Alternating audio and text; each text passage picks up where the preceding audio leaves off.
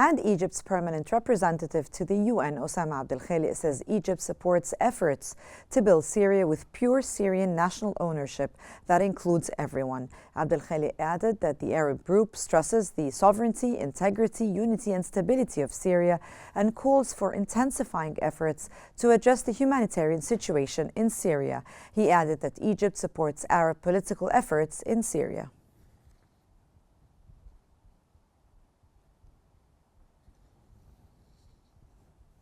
The United Nations Security Council has met to discuss developments in Syria.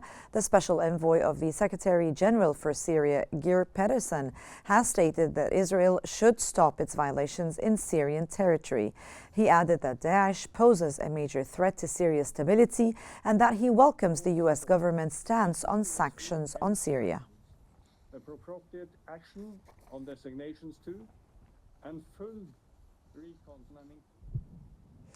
Iran's president and Iraq's prime minister discussed the situation in Syria during talks in Tehran, agreeing that Syria's stability is the key to the stability of the entire region. They called for a comprehensive political solution that puts an end to foreign interventions that harm the interests of the Syrian people.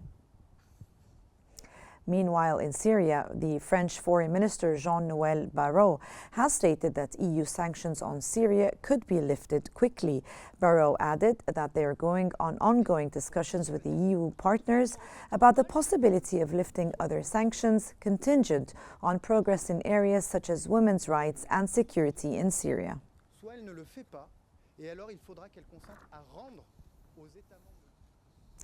Street vendors selling fuel are lining a highway in Damascus, earning their livelihood and giving Syrians easy access to gasoline and diesel. Before Assad's fall, Syrians had limited access to gasoline and diesel and had to wait to receive messages from the state that determined when and how much subsidized fuel they could buy. Maher Khalil El-Hassan, the trade minister in Syria's caretaker government, said on Monday the country is unable to make deals to import fuel, wheat or other key goods due to strict U.S. sanctions, despite many countries, including Gulf states, wanting to do so.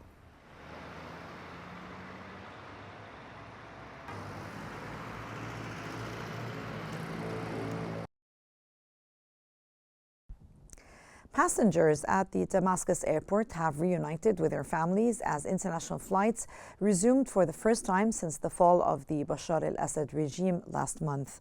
The first flight to land in the Syrian capital was a Qatar Airways flight from Doha, while a Syrian Airlines flight with 145 passengers on board left Damascus for Sharjah airport in the United Arab Emirates, UAE.